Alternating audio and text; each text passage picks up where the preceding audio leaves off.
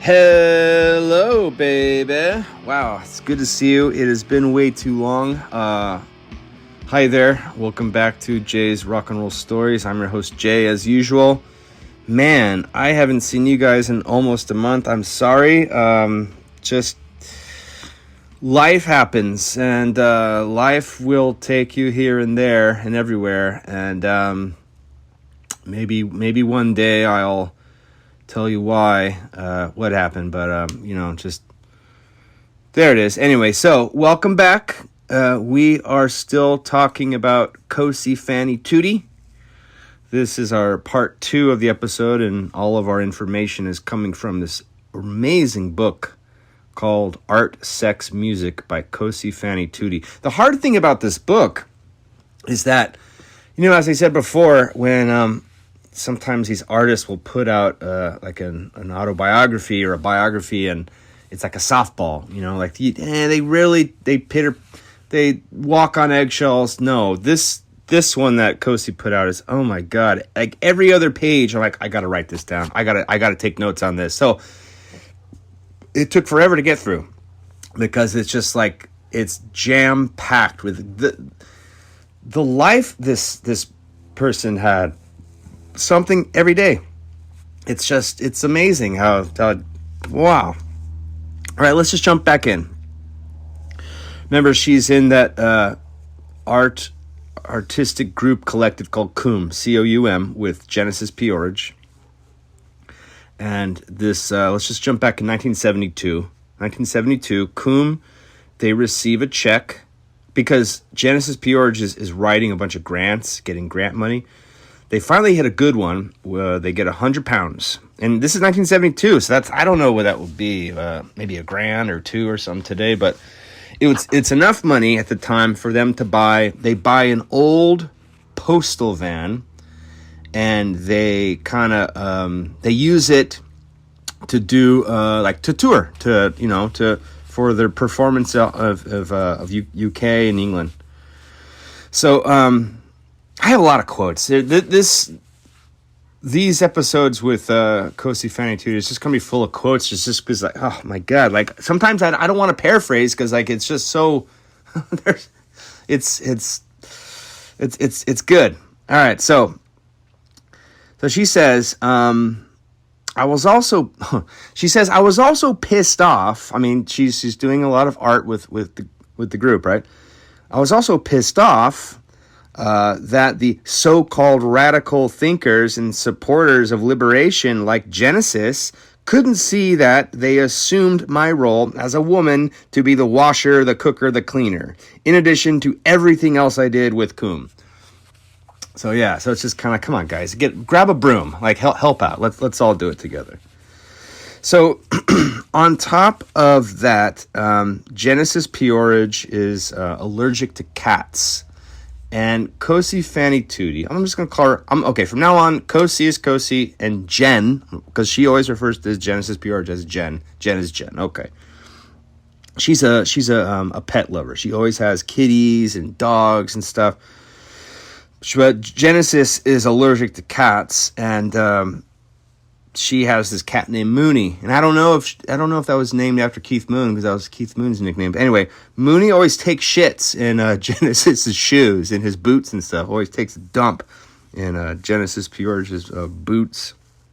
And one day, Genesis got so fed up with the cat, like shitting in his shoes, that he grabbed the cat by the scruff of the neck and threw him out the door.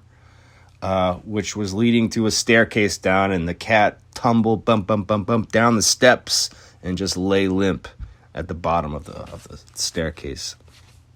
Cosey went and rescued him, and he was limp. He survived. Poor Mooney. He was okay.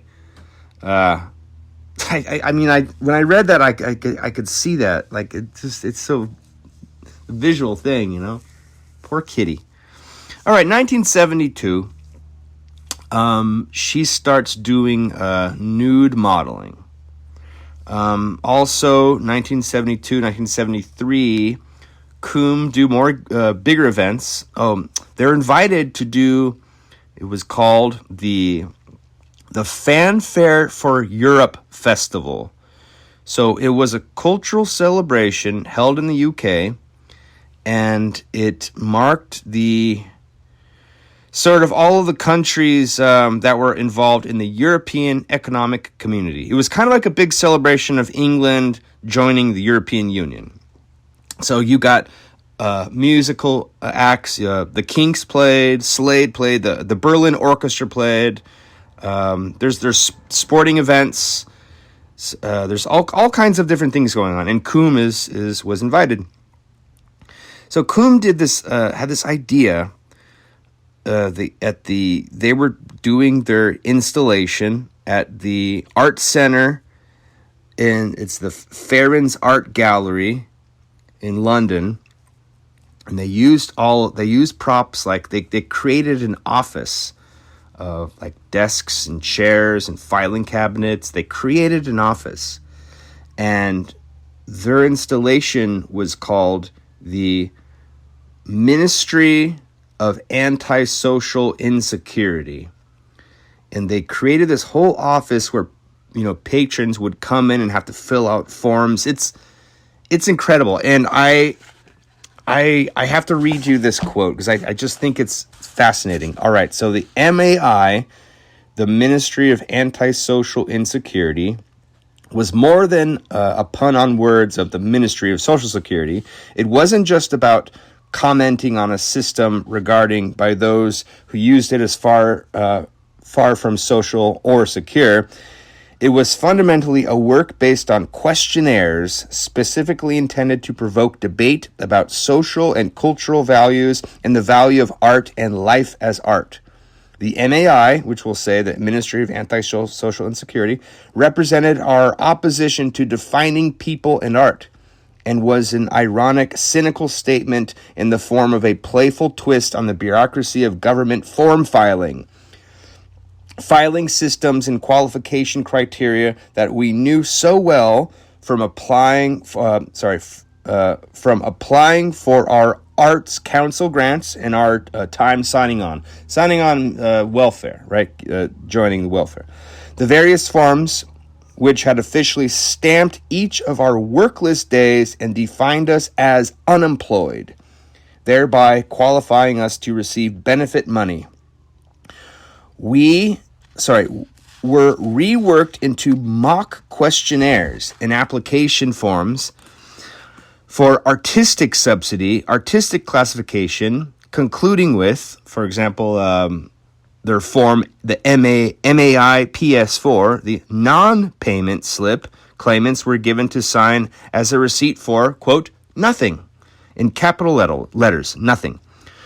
Well, for those who produced, capital letters, no art, if the applicant did nothing creative, capital letters, no art, was rubber stamped next to each listed creatively unproductive day, and capital letters, nothing, was stamped in the subsidy payment box.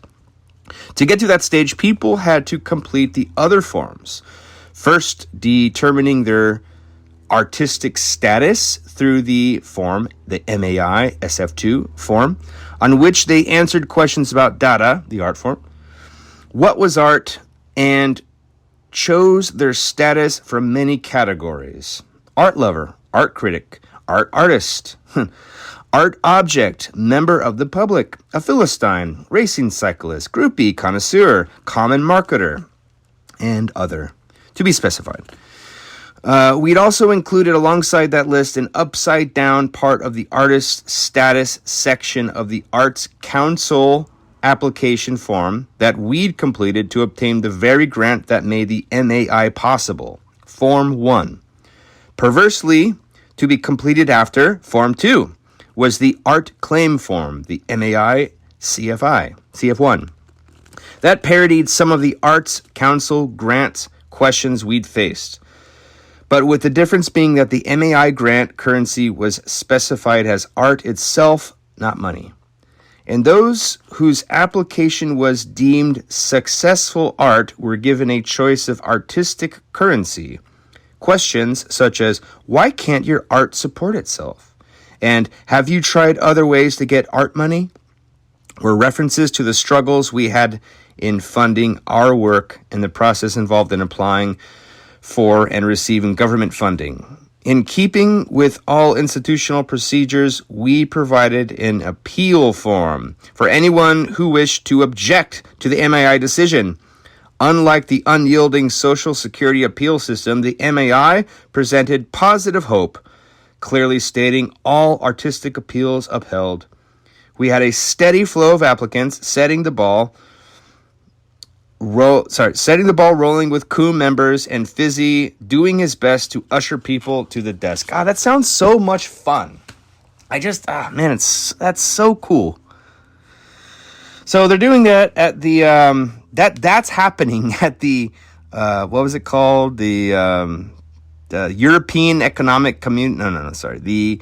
The Fanfare for Europe. That was happening too, but like alongside with the Kinks playing and some sports events. That was happening as well. I love it. All right.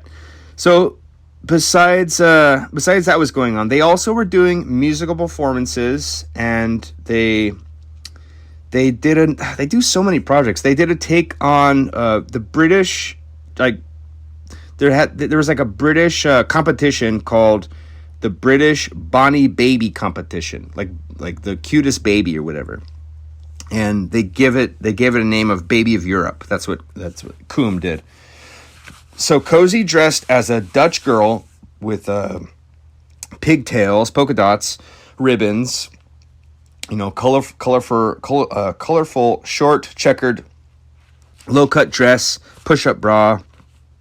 Genesis as a little baby in the baby stroller, and their friend Fizzy, who dressed up as a clown, and they went to Rotterdam, Holland. That was their first trip abroad. They did like a happening, a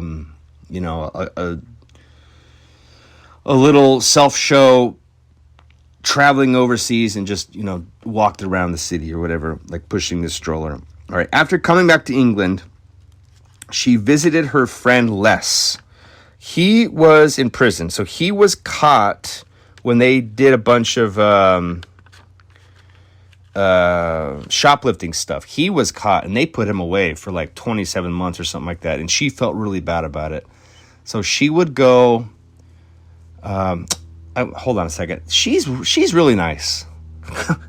Cosey Fanni Tutti is a really, really good pal, a good friend. And she put up with a lot of shit, man. So anyway, so she would go visit her friend Les. She even brought him a transistor radio, just, something nice. And she would also go visit Les's mother, like console her, like, it's okay. I saw him today. Everything's all right. All right, anyway. COUM is doing a project under the name The Revolutionary Spirit with a performance art group called the Kipper Kids. This is Harry and Harry Kipper. It's like performance art. These two guys, right? Who their names are really Martin Sebastian von Hasselberg, and the other guy is called Brian Huth. One of these guys, I forgot which one, would go on to marry Bette Midler. Anyway, so they would do this bit. I had to write this down. Like I read it and I stopped. I was like, I can't forget this. I will forget this if I don't write it down right now. So they had this bit where there's two Harrys, right? One Harry was a boxer. Like this is like a performance like outside, like how people like are like busking, playing guitar for change. This is a bit for people outside. Okay, one Harry is dressed as a boxer. He's got the boxing gloves. He's got the shorts. He's got the boxing shoes. The other Harry is a ref. All right, the Harry who's a boxer is boxing himself. He's boxing himself to the point where he's got a bloody nose and black eyes. He's beating the shit out of himself. And it just leaves the audience so fucking disturbed. Now, he's really doing it. He's really battering himself. So that was a group that they worked with, the Kipper Brothers. And I did some research on the Kipper Brothers. The Kipper Kids, sorry. They did some work in movies. I think they were in I think they were in that movie with John Ritter, and he plays John Ritter is a father and a husband with his wife, and they get sucked into the TV, and they got to They got to travel through channels. I think there was a take that didn't make the movie that the Kipper they were in that movie. I'll have to look it up again. I don't remember the movie. Anyway, I think it's called Stay Tuned. Around 93 or something like that. Anyway, so living in Hull. That's where Hull. Living in Hull. Cosey and Genesis are living, and things are changing a little bit. It's really kind of overrun by like drunken skinheads, and as we said before, if you're here in the States, when you hear skinhead, you think of like Nazism, but that's not originally what a skinhead was. A skinhead was a working class dude, really into like ska and reggae, had a specific dress, a specific style. So we're just sticking with that. But they're very working class. They're kind of ruffians, they're kind of like bullies a little bit. So. And Genesis Peorage and Cosey they're hippies. They really are. They're hippier than hippies. You know what I mean? They're not they're artists. So they get chased, they get harassed, they get eggs thrown at them. And there's this one story where on top of that, there's also a Hell's Angels chapter around Hull, but they're friends with Genesis Peorage and Cosey. Like they'll stop by and hang out, like they party together. So anyway, one time, Cosey and Genesis Peorage go to a movie because they're a couple. They love each other and they're having a little date, right? They go to the movie theater and there's a whole row behind them of skinheads who are throwing popcorn at them, like throwing their shit at them, making fun of them throughout the movie. So it's just getting worse and worse. So Cosey says, let's just go. Let's leave like before the movie ends because it's just going to get worse. So they do. They leave, right? They exit the movie theater. And the skinheads follow them. And they're like, fuck, dude, when are these guys going to leave us alone? Anyway, they hear they're walking and they hear them following. So they speed up a little bit. And then they hear like a scuffle behind them. Around the corner, their Hell's Angels buddies saw that the skinheads were following Genesis Peorage and Cosey. They just ran and beat the shit out of the skinheads. They're like, oh, we know what's going on. They just ran in and beat the crap out of him. I thought that was an interesting thing, You see all these little subcultures here. You see Genesis Peorage, Cosey, behind them skinheads, and then all of a sudden Hell's Angels. Anyway, I like that story. Okay, so from all the stress of... It's stressful living in Hull because that's like an everyday thing with dealing with these stupid skinheads who just won't stop bothering us, right? They moved to London... And they moved to a place called the Space Studio with a group of other artists. And Genesis and a friend in this building, like everyone shares an area. Genesis wants to keep his stuff safe. He builds a 9x9 wooden box. In this box, they put their double mattresses, their mattresses, and their beanbag chairs, their dressers, their keepers. They live in a little box, and it's padlocked. They can lock it when they leave. All right, so I think I mentioned this on the last episode. How COUM had a book, like a little book thing called 1,000 slogans. Like COUM there's 1,000 slogans of COUM. This is my favorite one that they came up with. COUM, here it is. COUM. COUM, the greatest human catastrophe since Adam got a hard on. Good one. I like that one. That one wins. Okay, so let's go back to, in the meantime, Cosey is nude modeling. She's making some money doing nude modeling. This is how it works. So she got a job with these groups or whatever you call it, under the title of a quote unquote a glamour model. This is how it would work. She's in a room or whatever, and a guy who pays like an admission or whatever would come up and like, hands off, whatever, but you can, he would like take photographs, like, okay, let me take a picture of your ass, let me take a picture of your tits, whatever. And she said a lot of the times these guys, like, that was the whole thing, like modeling, like, oh, you're a photographer, oh, you can come in here and take pictures of me, like that. So they would have to pay to take pictures. A lot of the times these guys were just, they had no film in the camera. She was like, I never saw them advance the photo. You would, like an old camera, you click it and then you advance, click it, advance. They would never advance. So there's no film in the camera. They just wanted to take a look. But she talks about how this experience gave her like sort of a confidence of being nude in front of people. And at the same time, Genesis is writing all of these grants, right? And he scores a big one. They get £1,500, which is like, hell yeah. So that's good money. It's good money to use toward their projects. And but they are a little frustrated. She makes one of her journal entries where they put on a show and everyone was drunk. One of the projectors got stolen. So there's some frustration with the direction they're going. Eventually, COUM just becomes Cosey and Genesis. It's just them. And they start meeting at this place called AMP, A-M-P. It's an art meeting place, and this is where they used the term throbbing gristle. We'll get to that later, but the term where they found it was kind of in honor of their friend Les, who's still in jail. He's going to get out soon. But Les would refer to a penis as a throbbing gristle. So that was in one of their shows. A lot of the shows don't really go successful. Like, think of it, depending where you're doing it, right?